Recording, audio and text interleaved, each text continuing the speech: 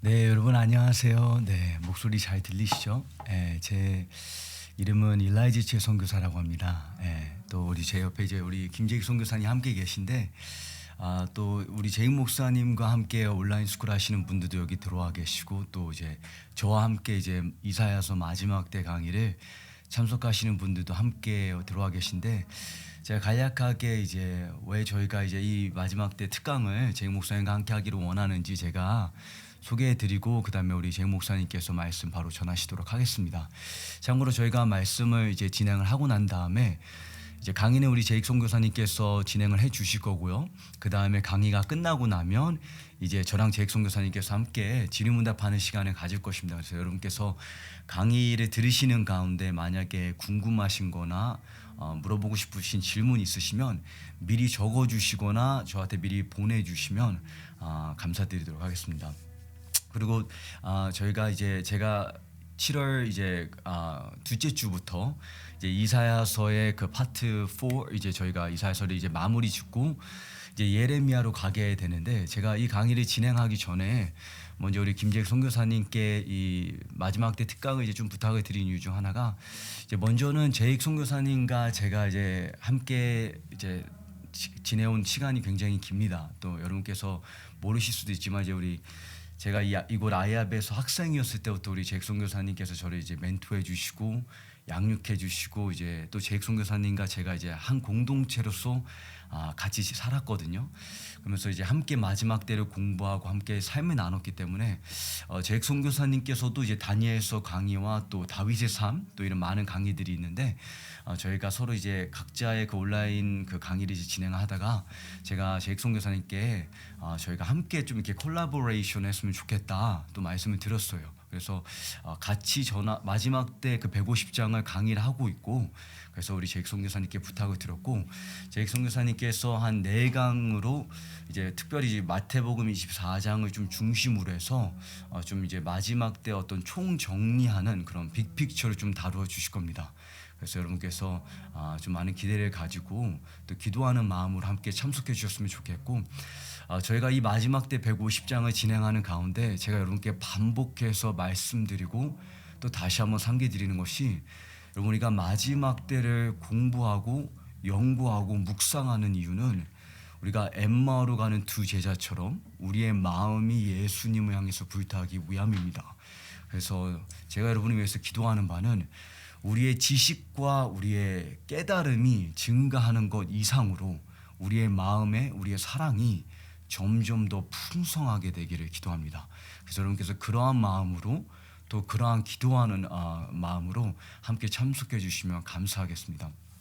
잭슨에서 잠깐 소개해 주시고 그 다음에 제가 기도하고 또 진행하도록 하겠습니다. 네, 여러분 반갑습니다. 이렇게 만나게 돼서 반갑고, 우리 일라이자 선교사하고는 나눈 것처럼 오래된 관계이고, 제가 사랑하고 또 존경하고 또 하나님께서 사용하는 귀한 하나님의 종입니다. 그래서 이 마지막 때에 대해서 여러분과 함께 나눌 수 있는 시간을 가지게 돼서 참 반갑고 감사하게 생각합니다.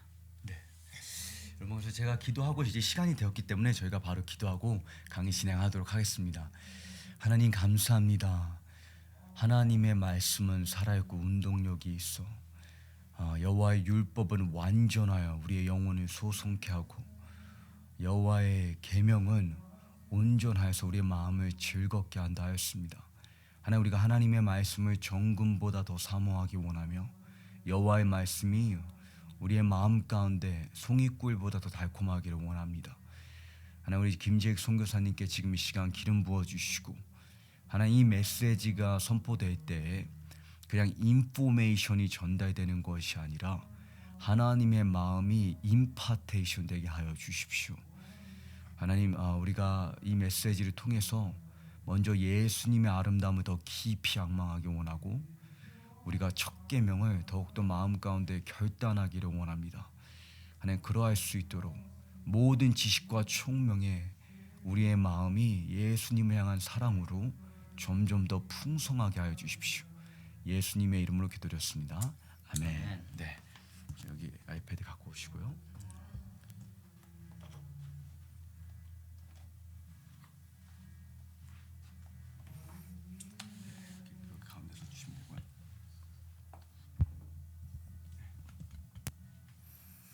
네, 여러분 우리 마지막 때에 대해서 입문자 과정입니다. 그래서 여기 계신 분들은 이미 마지막 때를 공부하신 분들도 계시고 또 소수의 어떤 분들은 이 마지막 때에 대해서 가르친 경험이 있으신 분들도 계실지 모르겠지만 어쨌든 이것은 입문자 과정이기 때문에 아주 기초적인 내용들을 먼저 다루고 그 다음에 또 이 내용 가운데는 또 많이 공부하신 분들에게도 또 새롭고 더 공부해야 되는 그런 고민과 그런 문제들도 나올 수 있습니다. 그래서 우리가 목차를 잠깐 보면은 네 번의 강의를 우리가 시간을 가질 텐데 오늘 시간은 첫 번째 강의로 왜 마지막 때에 대해서 우리가 이해하는 것이 중요한가? 왜 성경에 대한 이 마지막 때에 대한 말씀에 대해서 우리가 아는 것이 하나님에게 또 우리에게 중요한가에 대한 내용이고요. 그다음에 두 번째 시간은 마지막 때에 대한 긍정적인 경험과 인물과 사건들에 대해서 저희가 살펴볼 것이고, 네, 세 번째는 부정적인 경험과 인물들 그리고 마지막 시간에는 이 성경에 예언된 마지막 세 개의 예언적인 시간표에 대해서 시간대에 대해서 우리가 같이 나누기로 원하고요. 그 다음에 많은 블록에 노트들이 있는 것은 여러분들이 더 마지막 때에 대한 성경 말씀을 깊이 공부하기를 원하시는 분들을 위해서 저희가 가능한 많은 자료들, 많은 노트들을 이렇게 준비해서 드리기를 원합니다.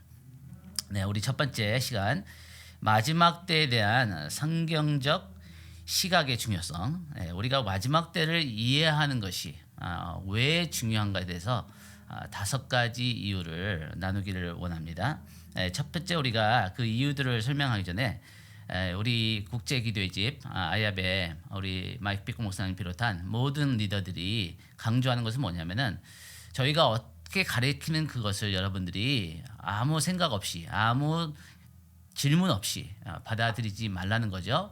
베레아 사람들처럼 진짜 이것이 성경에 있는가? 그리고 여기 노트에 나와 있는 가로에 나와 있는 그런 말씀들을 여러분들이 직접 찾아보시고 그리고 그 말씀을 서로 비교해 보면서 주님께 묻고 공부하시기를 제가 권면합니다. 저도 그렇게 했고요. 우리 엘라이자 선교사님도 그렇게 했고 우리가 우리 스스로 하나님의 말씀을 이해하고 공부하고 그럴 때 우리의 확신이 나의 확신이 될 수 있는 거죠. 두 번째는 뭐냐면은 이 마지막 때에 대한 우리의 이해가 완전하지 않다는 거죠. 우리가 모든 진리를 하나님은 한 단체나 한 개인에게 주시지 않습니다. 그래서 우리가 서로에게 배우고자 하는 그런 겸손한 마음, 약간 그 시각이 틀리고 견해가 틀리더라도 거기에 내가 보지 못했던, 알지 못했던 진리가 있다면은 그것을 받아들이고 수용할 수 있는 그런 겸손한 마음을 가지기를 원합니다.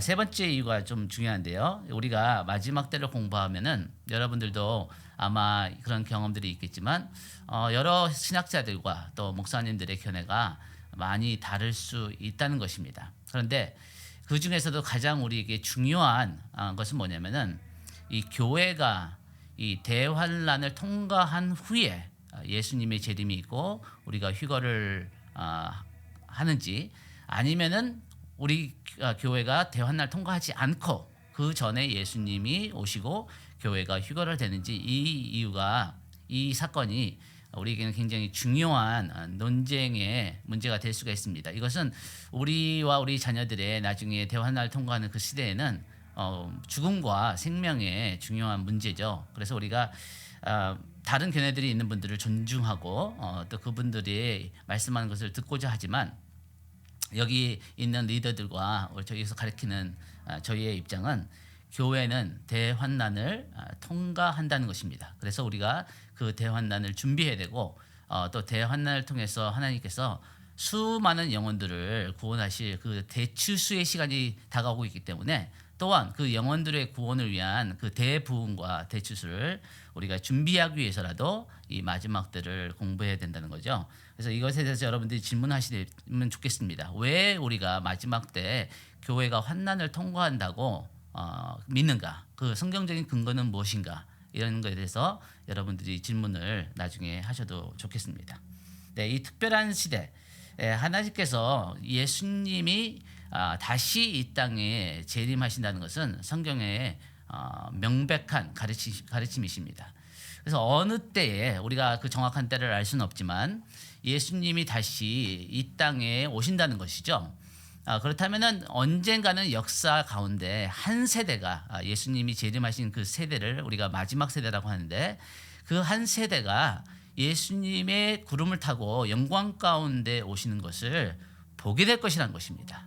그래서 이 때를 성경에서 많이 말씀하고 계신데 이때는 굉장히 역사전에 없었던 인류 역사의 전무후무한 가장 극적인 시간이 될 거라는 것입니다. 이것은 부정적인 것만 아니라 대환난도 있고 많은 흔들림도 있고 많은 미혹도 있고 전쟁도 있겠지만 그것만이 아니라 또 역사상 가장 큰 부흥과 대추수가 있는 가장 교회의 영광스러운 시간이 될 것이기 때문에 이것에 대해서 우리가 아는 것이 중요하다는 거죠. 이사야서 60장 2절 말씀에 보면은 보라 어둠이 땅을 덮을 것이며 어둠이 온 땅을 덮을 거라는 거죠. 캄캄함이 만민을 가리려니와 이 어둠이 마지막 때에 점점 그 강도와 그 빈번도가 증가할 것이라고 성경은 반복적으로 우리에게 증거하고 있습니다. 그러나 동시에 이 여호와의 영광이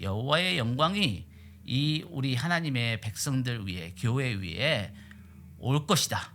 이 하나님의 영광이 가득 찰 것이다라고 동시에 성경은 우리에게 증거하고 있던 것을 우리가 반드시 기억해야 된다는 것입니다. 네, 첫 번째 우리가 마지막 때를 이해하는 것이 중요한 이유는 이 독특하고 특별한 시대를 마지막 세대를 하나님께서는 준비하시기를 원하신다는 거죠. 네, 두 번째 우리가 마지막 때에 대해서 공부하고 이해해야 되는 중요성은 성경 자체에서 이 마지막 세대에 대해서 많은 언급을 하고 있다는 것입니다. 네, 적어도 아마 더 많을 텐데 성경의 150장이 넘는 그 장에서 이 마지막 세대, 예수님이 재림하시는 그 세대에 대해서 말씀을 하고 계시다는 거죠. 그래서 여러분이 이제 부록을 보시면은 이 150장이 설명이 되어 있고 목록이 되어 있습니다. 그래서 여러분들이 이것에서 배고픔이 있고 이 하나님의 말씀을 더 깊이 공부하시길 원하신 분들은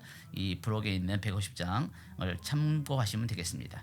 세 번째 이유가 어쩌면은 우리에게 가장 실질적인 이 마지막 때를 공부해야 되는 이유가 될 수 있습니다. 그래서 우리가 예수님과 사도들은 이 마지막 때가 점점 가까이 오는 것을 보게 될 때 우리가 어떻게 살아야 되는지, 우리가 어떻게 준비를 해야 되는지, 성도들이 어떤 마음가짐을 가져야 되는지에 대해서 많이 말씀을 하고 계십니다. 여러분 만약에 이런 질문을 하신 분들이 계신지 모르겠지만 저는 이런 질문을 해봤습니다. 만약에 아담과 하와가 그 선악과의 열매를 다 먹지 않고 하나님께 불순종하지 않았다면은 그렇다면은 이 인류의 역사와 이 세상은 어떻게 되었을까 하는 그런 궁금한 질문이 있었습니다. 그런데 성경에서 놀랍게도 그것에 대해서 말씀을 하고 계시다는 거죠.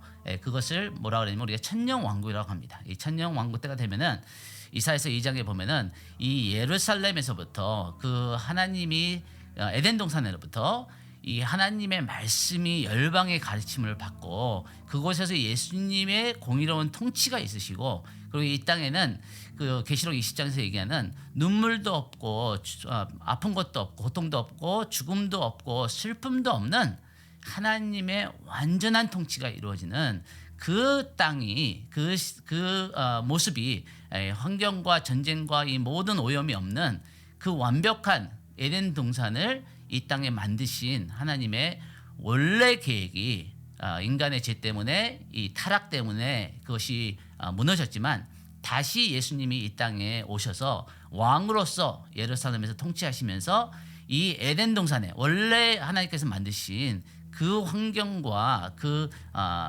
모습을 다시 회복하는 것이 이 마지막 때에 대한 말씀들에 나온다는 것입니다. 그렇기 때문에 우리가 이 마지막 때를 공부하는 것은 저에게는 개인적으로 마지막 때를 공부하는 것에 가장 큰 우리의 유익, 가장 큰 우리에게 주는 성경적인 그 위로와 큰 힘을 주는 것은 무엇이냐면은 소망을 준다는 거죠.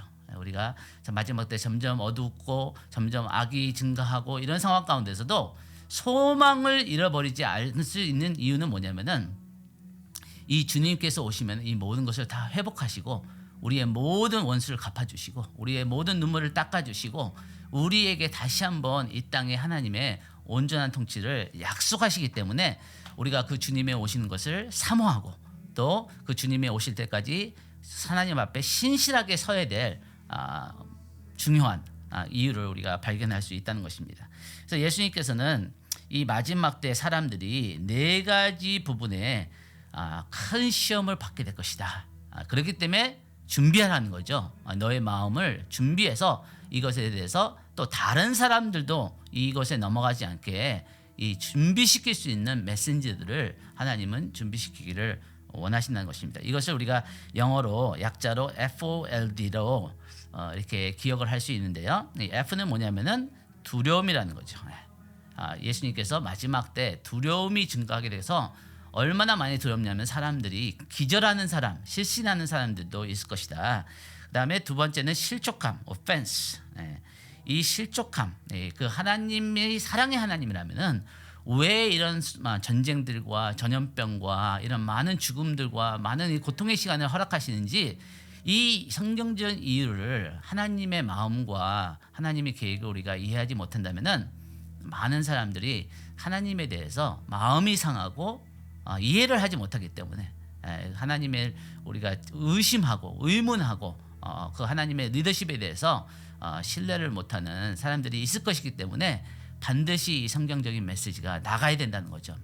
가능한 많은 사람들에게 이 메시지가 전달되어야지 하나님의 리더십에 대해서 사람들이 이해를 하고 그 하나님을 신뢰할 수 있는 우리가 도움을 줘야 된다는 것입니다. 세 번째는 우리가 아는 것처럼 이미 이 땅 가운데 많은 육신의 정욕, 이 점점점 이 욕심과 사람들의 어떤 쾌락을 추구하는 것과 자기 중심적인 그런 이 정욕이 증가할 것이기 때문에 왜 우리가 이런 시대를 살면서 절제하는 삶을 살아야 되는지, 왜 단순한 삶을 추구해야 되는지, 왜 거룩한 삶을 추구할 그 이유가 무엇인지를 성경은 우리에게 말씀하고 계신다는 것입니다. 그리고 마지막으로 놀라운 것은 뭐냐면은 예수님과 바울 사도가 마지막 때에 대해서 말씀하실 때 이 우리가 어떤 핍박이나 어려움에 대한 말씀도 하셨지만 가장 많이 언급하신 그리고 경고하신 그 내용이 뭐냐면은 미혹입니다.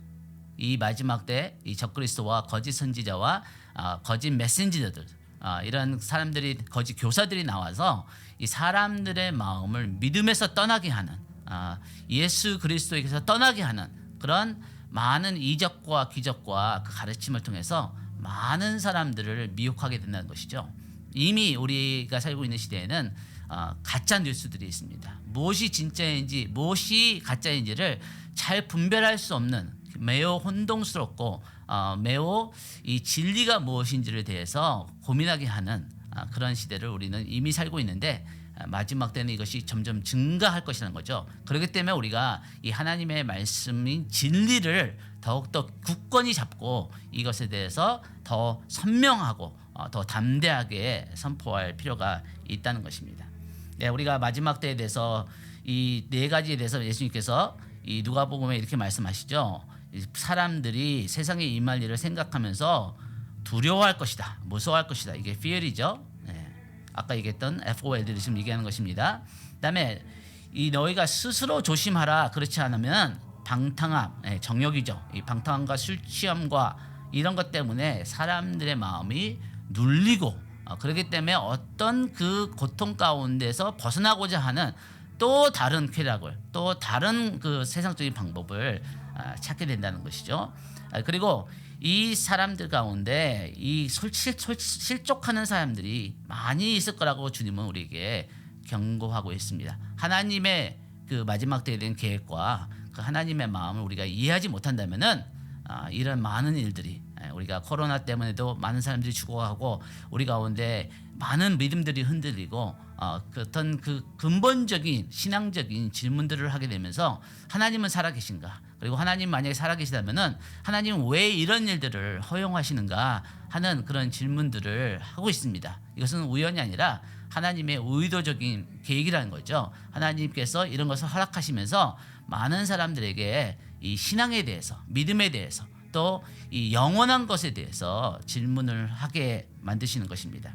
그다음에 마지막으로 이 미혹함이, 많은 사람들이 미혹을 받을 것이라고 마태복음 24장에 주님께서는 경고하시고 있습니다. 그래서 우리가 마지막 때를 공부하는 이유는 이 실질적인, 이 목양적인, 우리가 마지막 때에 우리의 마음을 어떻게 말씀 가운데 굳건히 세울까 하는 이유입니다. 네 번째 이유는 예언적인 이유가 있습니다. 성경에서 많은 예언들이 있죠. 그래서 학자들은 성경의 전체의 한 5분의 1에서 적게는 많게는 4분의 1, 20%에서 25%가 예언서고 또 예언입니다. 그래서 이 성경 자체에서 많은 예언의 말씀을 우리에게 주시고 계신데, 그래서 이 세대를 향해서 하나님은 이 두 가지의 징조들과 사건들을 말씀하시고 있습니다. 그것은 뭐냐면은 이 예수님의 재림이 가까이 왔던 것을 우리가 알 수 있는, 왜 우리가 알아야지만 준비를 할 수 있거든요. 그래서 너무나 많은 영혼들의 그 데스티니가 이것에 이 마지막 때에 결정나기 때문에 이 영혼들을 향한 불타는 마음을 가지신 하나님께서는 한 영혼이라도 멸망치 않기를 원하시고 모든 사람이 구원에 이르기를 원하시는 그 목자의 마음을, 그 영혼들을 향한 아버지의 마음을 가지고 하나님은 이 마지막 때에 대해서 준비를 시킬 수 있는 그런 메신저들을 지금 일으키시고 있다고 믿습니다. 그래서 예수님께서 뭐라고 하냐면 이 모든 일을 보거든 인자가 가까이 문 앞에 온 줄을 알라고 마태복음 24장 33절에 말씀하고 있습니다. 여기서 우리가 가장 중요하게 유의해야 되는 것은 뭐냐면은 이 단어입니다. 이 모든 일이에요. 이 단어에 대해서 굉장히 큰 중요성이 있습니다. 여러분, 우리가 그 역사 가운데 그 전에도 전염병이 있었고, 그 전에도 전쟁이 있었고, 그 전에도 가뭄이 있었고, 그 전에도 지진이 있었습니다. 그러나 이 마태복음 24장 4절에서부터 31절까지 나오는 마지막 때를 분별할 수 있는, 주님이 재림할 때가 가까이 오셨다는 것을 알 수 있는 22가지의 이 마지막 때 징조들에 대해서 예수님께서 마태복음 24장에서 우리에게 말씀하고 있습니다. 우리가 이 마태복음 24장에 나와 있는 이 22가지의 마지막 때의 징조에 대해서 모든 것을 알아야 되는 거죠. 그리고 이것이 동시다발적으로 하나만 일어나는 것이 아니라 모든 것이 동시다발적으로 일어나고 전 세계적으로 일어나고 어느 부분적인 지역에서 일어나는 것이 아니라, 그리고 세 번째는 공개적으로 이런 것이 드러나게 될 때 주님의 오실 때가 진짜 가까웠다는 것을 우리가 성경적 근거로 확실히 알 수 있다는 것입니다. 우리가 그것을 아는 것이 중요한 이유는 그래야지만 우리 자신도 준비하고 다른 사람들도 준비시킬 수 있다는 거죠. 그래서 주님께서는 말씀하시기를 이 세대가 지나가기까지, 이 세대는 어떤 세대죠? 예수님의 제자들의 세대가 아닌 거죠. 여기서 말씀하신 것은 이 모든 일이 일어나는, 주님이 재림하시기 바로 직전에 일어나는 마지막 세대를 얘기하는 것입니다. 이 마지막 세대에 이 모든 일이 다 일어나라. 그래서 우리가 깨어 있어야 된다는 거죠. 그래서 우리가 기도하면서 주님의 마음과 반드시 연결이 되어야 된다는 거죠. 그래서 우리가 미혹에 넘어가지 않고, 두려움에 넘어가지 않고, 어떤 그 실족함에 우리가 넘어지지 않고, 우리가 그 하나님 앞에서 이 모든 정욕과 이 땅에 있는 모든 그 인간적인 쾌락을 거부하고 다니엘과 같이 우리의 자신의 금식하는 삶을, 하나님의 나라를 사모하는 마음을 지킬 수 있는, 그러기 위해서 우리가 마지막 때를 공부할 필요가 있다는 것입니다. 다섯 번째로 우리가 마지막 때를 공부해야 되는 중요한 이유는, 하나님께서는 이 마지막 때 하나님의 말씀을 깨닫고 다니엘과 같이 이 하나님의 백성들에게 하나님의 말씀을 깨닫게 해줄 수 있는 그런 지혜로운 자들, 하나님의 말씀을 아는 자들이 일어날 것에 대해서 약속을 하시기 때문에, 이 하나님의 약속이 이루어지기 위해서는 이런 사람들이 더 많이 여러 나라에서, 많은 나라에서, 모든 나라에서, 모든 언어에서, 모든 세대 가운데 일어나야 된다는 거죠. 그래서 이 지혜로운 자들에 대해서 주님께서 뭐라고 하냐면 다니엘서 11장에 보니까 이 이 지혜로운 자들이 아니면 마지막 때를 이해하고 그 메시지를 전할 수 있는 자들이 많은 사람을 가르칠 것이다. 네, 여기서 우리가 이 많은 사람들에 대해서 집중하기를 원합니다. 몇 명인지는 아무도 알 수 없죠. 그러나 많은 사람들입니다. 이것이 100만 명이 될지 1000만 명이 될지 아무도 모르죠. 그러나 이 지금 지구상에 한 65억의 인구가 있다면은 이 마지막 때가 되면은 만약에 이 인구가 한 80억이다, 뭐 100억이다 하면은 그 사람들에게 이 메시지를 전할 수 필요가 있는 사람들은 적어도 100만 명 정도가 있어야 된다는 거죠. 그래서 여러 모습의 메신저들이 일어나야 된다는 거죠. 이 사람들 앞에서 말씀을 가리키는 메신저만 아니라 소셜 미디어에서 또 어떤 친구들 가운데서도 소그룹 안에서도 이 학교에서도 어떤 그 정치권에서도 어떤 과학의 세계에서도 이 정치의 세계에서도 많은 사람들이 이런 하나님의 말씀을 그들의 언어로 이해할 수 있는 그런 일터에서의 또 메신저들이 일어나야 된다는 것입니다. 그리고 하나님께서는 예레미야 23장 20절에 보니까 마지막 때에는 우리가 완전하게 이해하게 될 것이다. 하나님의 마지막 때에 대한 그 계획과 지금 인류의 역사를 하나님이 어느 방향으로 왜 이끌어 가시는지에 대해서 우리가에게 더 많은 이해를 주셔서 이 많은 사람들이 하나님 앞에 올바르게 반응할 수 있게 준비시키시기를 원하신다는 거죠. 예, 마지막 때에 대해서 우리가 5가지 왜 우리가 마지막 때를 이해하고 공부해야 되는 중요성에 대해서 지금 나눴고, 그러면 이 하나님께서는 마지막 때 어떤 계획을 가지시고 어떤 그 방식으로 이 마지막 때의 사건들을 풀어나가실 것에 대해 중요한 그 테마, 중요한 주제들이 있습니다. 그것을 우리가 이해하는 것이 중요하죠. 이것은 뭐냐면은 공의입니다. 공의 아니면 정의. 여러분들이 이사야서를 공부하신 분들이 여기 자리에 계신 걸로 알고 있는데, 이사야서를 66장을 우리가 공부하다 보면은 거기서 가장 많이 반복되고 이게 나타나는 단어가 있어요. 그게 뭐죠?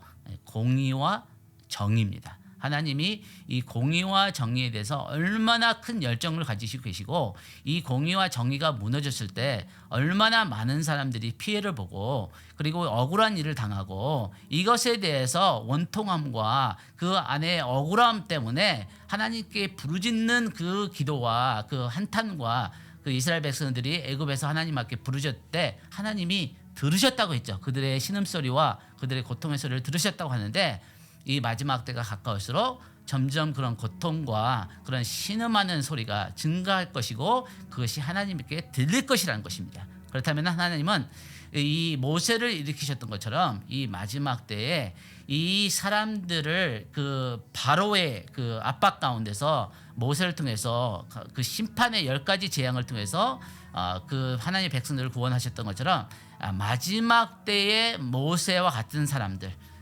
이 마지막 때 이 교회를 통해서 하나님은 이 능력을 행하시고 심판을 행하셔서 이 땅의 그 불의와 이 땅에 있는 그 모든 잘못된 것을 이렇게 공의 가운데 정의 가운데 세우시는 것을 이루시기를 원하신다는 거죠. 그래서 예수님은 이렇게 말씀하십니다. 이 이사야서 42장에 보니까 내가 나의 영을 이 예수님에게 주었다는 거죠. 그래서 그가 예수님께서 열방에 정의를 베풀리라. 이 정의가 풀어진다는 거죠. 이 정의가 풀어진다는 것은 뭐를 의미하냐면은 이 땅 가운데 정의가 많이 없음을 또 우리에게 암시해 주는 거죠. 이 땅에 많은 점점 마지막 때가 가까울수록 불의가 증가할 것이고 핍박하고 압박하고 빼앗고 거짓말하고 그런 착취하는 그런 일들이 점점 많아질 것이기 때문에 이 점점 소망이 없어지는 이 압박 가운데 눌리고 그 한숨과 그 낙담과 절망 가운데 있는 사람들에게 이 정의 하나님이 어디에 계시냐, 공의 하나님이 어디에 계시냐 하는 그 질문을 묻는 자들에게 이 하나님, 정의 하나님이 오신다. 그리고 이 땅에 그 정의를 반드시 세우실 것이고 악한 자들을 반드시 벌하실 것이고 의인들의 손을 결국 반드시 들어주실 거라는 이 정확하고 확실한 하나님의 말씀인 진리를 선포하는 자들이 일어나야 된다는 거죠. 그래서 이 하나님의 말씀이 진리인 것을 증거하시기 위해서 또 하나님은 교회에 이 성령을 부어주시고 부흥의 영을 부어주시고 교회의 권능을 부어주시고 그래서 예수님보다도 더 큰 일을 행하는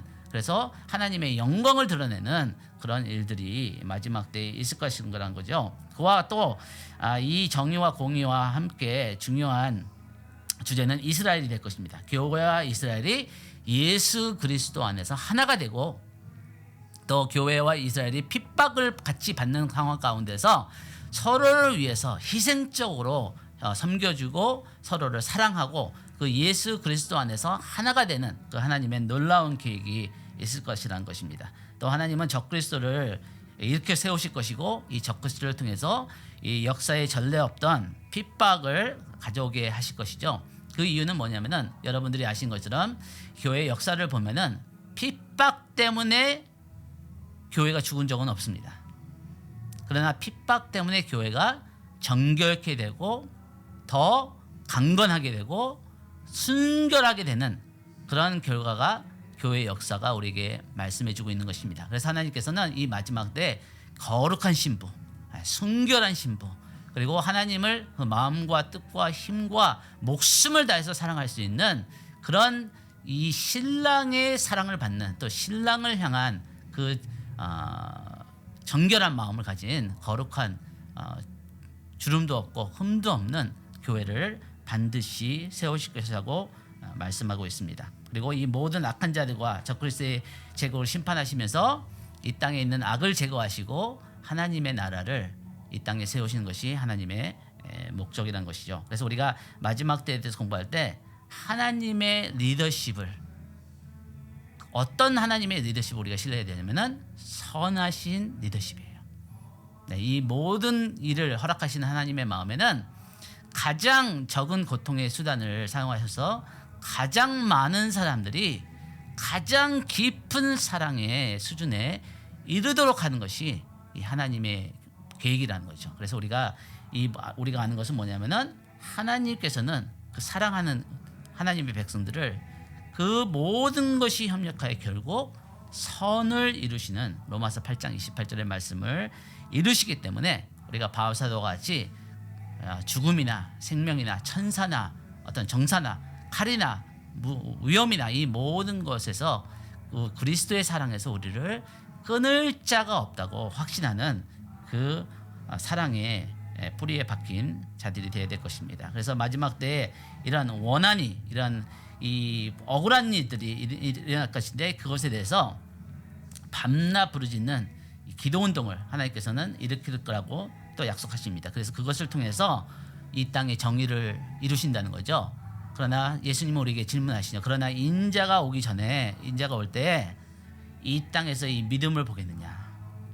주님께서는 이 마지막 때에 일어나는 이 불의와 이 억울함과 이 원통함과 이 원한함과 이 모든 것 가운데 하나님께 쉬지 않고 밤낮으로 부르짖는 그 중보 기도자들을 통해서 이 땅 가운데 하나님의 영광을 나타내실 거라고 우리에게 말씀합니다. 마지막으로 하나님은 아까도 반복했지만 메신저들이 일어나기를 원하십니다. 하나님의 진리의 말씀인 하나님의 말씀을 이 땅에 있는 사람들이 선명하게 그리고 정확하게 이해해서 하나님 앞에 올바르게 반응하고 실족하지 않고 정욕에 넘어가지 않고 두려워하지 않고 하나님 앞에 진리 가운데 모든 미혹 가운데서 그 사람들을 진리로 이끌 수 있는 그런 메신저들이 모든 사회 영역 가운데 준비되기를 원하신다는 것입니다.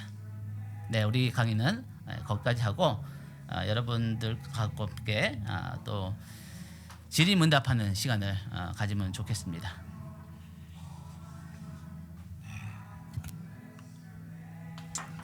네, 제 목사님 감사합니다. 저희가 정말 이 마지막 때를 강의하면서 제가 여러분께도 반복해서 강조해드리고 또 이제 오늘 목사님 말씀을 통해서 이제 하이라이트 된 것 중 하나가 우리가 보통 마지막 때라는 이 단어를 생각을 하게 되면 굉장히 생존적인 정신을 가질 때가 많은데 제가 여러분께 반복해서 강조해드리는 것처럼 마지막 때는 교회가 생존하는 것이 목적이 아니라 하나님과 동역하는 것이 목적이고 그리스도의 신부로 단장되는 것이 목적이라고 말씀드렸습니다.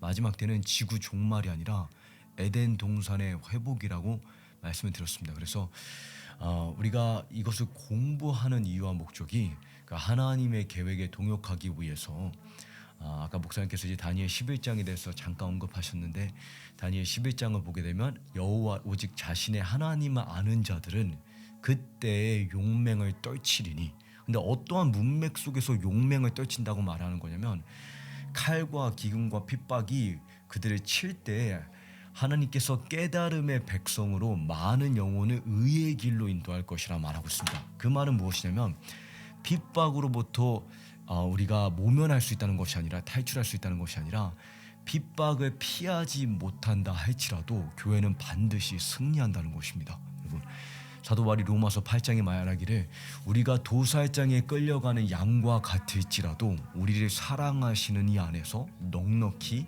이기느니라.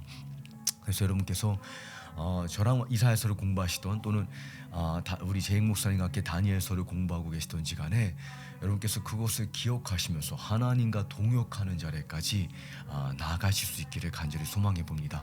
저희가 좀 짧게 이제 질의문답하는 시간을 갖기를 원하는데 제익 목사님께서 나누어 주신 메시지 가운데 궁금한 것이 있으시면 여러분께서 질문해 주셔도 괜찮고 아니면 그냥 이 마지막 때라는 그 주제 가운데서 여러분께서 혹시 궁금하신 점이나 물어보실 게 있으면 여러분께서 자유롭게 마이크를 키시고 그냥 순서대로 질문해 주시면 감사하겠습니다. 제가 여러분 마이크 키실 수 있도록 열어드려 놨고요. 그리고 만약에 여러분께서 질문하실 때 가능하시다면 여러분께서 영상 카메라를 같이 켜주시면 또 저희가 함께 질문하시는 분을 볼 수 있기 때문에 감사드리겠습니다. 네, 어느 질문이든지 좋습니다. 자유롭게 원하시는 대로.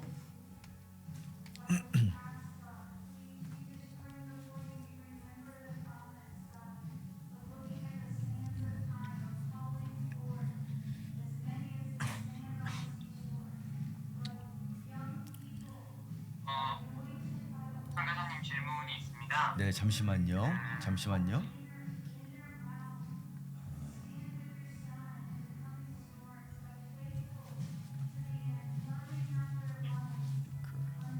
네, 다시 한번 질문해 주실래요? 예, 이제 제이 선교사님이 방금 강의해 주신 내용 중에 네. 이제 마태복음 24장에 22가지의 마지막 때에 대한 징조가 나오는데 지금 이 시대에는 그 22가지 징조들이 이제 거의 전면적으로 다 나타나고 있다. 그렇게 제가 이해한 바가 맞으면은 그렇게 되고 있는데 정말 그 마태복음 24장에 나타나 있는 징조가 그렇게까지 전체가 다 지금 저희 시대에 나타나고 있나요? 네네. 네, 좋은 질문했습니다. 네, 우리가 아까도 제가 말씀드렸지만 역사 전에 우리 인류의 역사 가운데 지진도 있었고 전쟁도 있었고 전염병도 있었고 또 거짓 교사들과 선지자들도 일어나고 이런 일들이 마태복음 24장에서 말씀하는 징조들이 이미 역사에 있었다는 거예요. 그러나 다른 점이 뭐냐면 우리가 살고 있는 또 앞으로의 시대 예수님의 재림에 가까우는 시대에 다른 점이 있다면은 이것이 전 세계적으로 동시에 일어난 적은 많이 없다는 거죠. 예를 들면 코로나 이 코비드 이 전염병이 유럽에서도 어떤 플루가 유럽의 3분의 1을 죽이는 그런 일들이 1800년대 또 1600년대에도 있었지만 전 세계적으로 동시적으로 이것이 일어난 것은 거의 없었어요. 아마 없었다고 우리가 말할 수 있을 것 같아요. 그리고 진짜 이 코비드 19이 진짜 전 세계를 강타한 것은 인류 역사상 처음이 아닐까. 물론 그것의 이유는 뭐 비행기도 있고 여러 가지 교통수단이 발전하고 사람들의 왕래가 많아지는 그 다니엘서의 말씀처럼 마지막 때에 그런 일들이 도움을 주고 있는 거죠. 또한 중요한 그 포인트가 뭐냐면은 마태복음 24장 14절 말씀이에요. 마태복음 24장 14절 보면은 이 천국 복음이 온 천하에 전해진 후에야 그제야 끝이 오리라라고 주님은 분명하게 우리가 말씀하고 계신데 이 마태복음 24장 14절 말씀이 이 복음의 말씀이 모든 민족과 모든 언어와 모든 종족들에게 전해진 것은 아직 성취되지 않았습니다. 그래서 우리가 선교사님들이 많이 열정을 가지고 이 복음을 들고 열방으로 나가고 계신데 여러분들이 만약에 콜 투 얼이라는 그 선교 단체에 전 세계적으로 가장 큰 선교단체들이 합쳐서 협력해서 이루는 그 지상대명령을 이루기 위해서 모인 단체가 콜토이라는 단체인데 거기에 그 웹사이트를 가시면은 이분들이 뭐라고 말씀하시냐면은 아마도 정확하게는 모르지만 적어도 2040년 얼마 안 남았죠. 그때까지는 이 마태복음 24장 14절 말씀이 인류 역사상 처음으로 성취될 수 있는 가능성이 있다고 그들은 공개적으로 말하고 있습니다. 그 단체에는 남침매나 어떤 그 CCC나 YM이나 이런 전 세계적인 선교 단체들이 함께 하고 있는 한 100개의 선교 단체들이 함께 하고 있어요. 그래서 이 마태복음 28장에 지상 대명령이 이루어진 것은 무엇을 의미하냐면은 성경이 그들의 언어로 다 번역이 돼야 되고 그 교회가 세우지 않은 곳에 교회가 세워져야 되고 이 복음을 들고 선교사들이 가지 못한 땅 가운데 그들이 들어가야 된다는 거예요. 그런데 이 전 세계에 지금 한 6,900개의 언어가 있는데 거의 한 3,500, 4,000개의 언어가 성경이 적어도 요한복음 하나가 번역이 됐습니다. 그런데 이 남은 자들 가운데는 또 문맹이 있는 사람들이 많아요. 문맹. 그러니까 이 글을 못 읽는 거예요. 그래서 이 사람들을 위해서 이제 구두로 이 언어로 막 녹음을 하고 그래서 성경 말씀을 적어도 복음의 말씀을 그들에게 전하기 위한 그런 전략적인 그런 일들이 일어나고 있고 이제 AI나 어떤 그 클라우드 이 컴퓨터 그런 쪽으로 통해서 이 그 성경을 번역하는 위클리프 같은 단체에서는 이 지난 한 20년 동안에 성경이 번역된 이 그 양이 지난 한 2000년의 역사보다 훨씬 지금 많고 빨라지는 거예요. 그래서 이 모든 일들이 지금 동시다발적으로 전 세계적으로 공개적으로 지금 이루어지고 있는 상황이기 때문에 그러나 그때가 주님이 재림할 때는 아니고 마지막이 시작되기 위해서는 반드시 이런 일들이 돼야 되는 거죠. 그래서 마태복음 24장 4절에서 8절에서 말씀하시는 이 산모의 진통 아니면 마지막 때의 이 고통의 시간이 시작되는 그 신호가 지금 우리가 살고 있는 시대가 아닌가라고 많은 마지막 때를 가리키는 분들이 말씀하고 있습니다. 네, 여러분 제가 여러분과 함께 이 마지막 때 강의할 때 가장 중요한 것이 저자가 의도한 바가 무엇인지를 이해하는 것이 가장 중요하다고 합니다. 사람의 소견과 견해는 별로 중요하지 않습니다. 가장 중요한 것은 마태복음 24장에 예수님께서 뭘 의도했는지.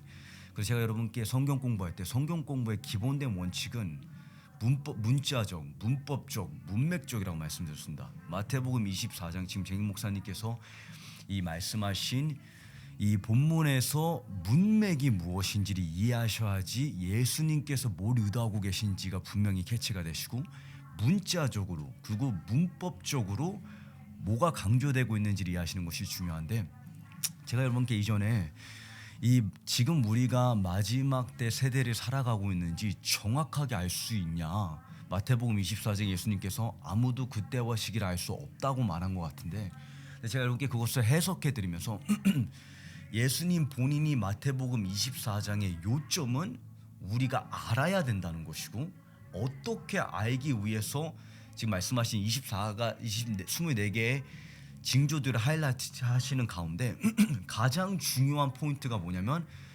방금 목사님께서 하이라이트 하신 14절과 그 다음에 15절입니다. 이 14절과 15절은 동전의 양면과 같습니다. 굉장히 중요한데 그거를 제가 왜 문자적이고 문법적이고 문맥적이 중요하다고 말씀드린지 제가 보여드리겠습니다. 자, 먼저 보시게 되면 스크린 잘 보이시죠 여기에? 자, 여기에 보면 이 천국 복음이 모든 민족에게 증거되기 위하여 온 세상에 전파되리니 그제야 여기 문맥이 굉장히 중요합니다. 영어 성경에 보시게 되면 and then 그리고 그 일이 이루어지고 난 다음에 끝이 오리라. 자, 근데 그 다음에 바로 그러므로 보이시죠. 제가 여러분께 성경을 공부할 때 절대로 문법을 그냥 막연히 지나치지 말라고. 무슨 말이냐면 14절에 천국 복음이 완성되는 거는 그 다음 이벤트랑 직결되어 있다는 것입니다. 근데 그 다음 이벤트가 뭐냐? 제가 여러분께 마지막 때의 타이밍을 이해하는데 가장 중요한 사건이 있다 말씀드렸죠. 그 사건이 무엇이냐? 멸망에 가증한 것이라고 불리는 성전 테러 사건입니다. 자, 이 성전 테러 사건이 얼마나 중요하냐면 세상이 두 동각이 나도 여러분 이 테러 사건이 안 일어나면 예수님 재림 안 하십니다. 누가 그렇게 말했냐면 예수님이 그렇게 말씀하셨고 사도 바울이 그렇게 말했습니다. 데살로니가후서 2장을 보시게 되면 사도 바울이 뭐냐면 이제 데살로니가 교회가 지금이 마지막 때다 아니면 휴거가 이미 지나쳤다 이렇게 떠들어대는 많은 메신저들과 거짓 선지자들 가운데 사도 바울이 교회에게 뭐라고 확신을 주냐면 멸망에 가증한 것이란 이 성전 테러 사건 제가 이제 요약을 하는 건데 데살로니가후서 2장에 보게 되면 그 멸망에 가증한 사람이 성전에 들어서서 자신을 신격화하는 사건 그러니까 예수님이 말씀하신 이 멸망에 가증한 것이라고 불리는 테러 사건이 터지기 전에는 그날이 임하지 않는다. 무슨 말이야? 예수님께서 재림하시지 않는다고까지 말하는 것입니다. 그래서 예수님께서 말씀하시기를 예수님께서 마지막 때 징조에 대해서 가리키실 때 유일하게 선지자의 이름을 언급한 게 딱 다니엘입니다. 그 다니엘의 본문 가운데 다니엘 9장을 가리키시면서 가서 다니엘 9장을 공부하고 분명히 알라고 말씀하시네요. 여기 보면 읽는 자는 깨달을진저 반드시 understand 하라. 다니엘 9장에 하이라이트하고 있는 게 무엇이냐면 멸망에 가증한 것이라는 이 테러 사건이 터지면 그때로부터 정확하게 1260일 후 3년 반이 진행된다는 것에서 분명하게 얘기하고 있죠. 그러니까 제가 여러분께 말씀드리기를 이 마태복음 24장에 나오는 징조들에 대해서 학자들이나 이제 신학자들이 논쟁을 펼칠 수가 있어요. 과거에도 이러한 일들이 일어났다. 과거에도 지진이 있었고, 과거에도 전염병이 있었고, 과거에도 뭐 이렇고 많은 일들이 일어났다. 그러하기 때문에 마태복음 24장은 한 세대에 주목된 것이 아니다. 이렇게 우길 수가 있는데 뭐라고 얘기하든지 간에 별로 그거는 중요하지 않습니다. 가장 중요한 포인트는 제익 목사님께서 지금 설명하신 마태복음 24장 14절과 15절의 결합입니다. 이 천국 복음이 온 세상에 전파되고 난 후에야 끝이 올 것인데 그러므로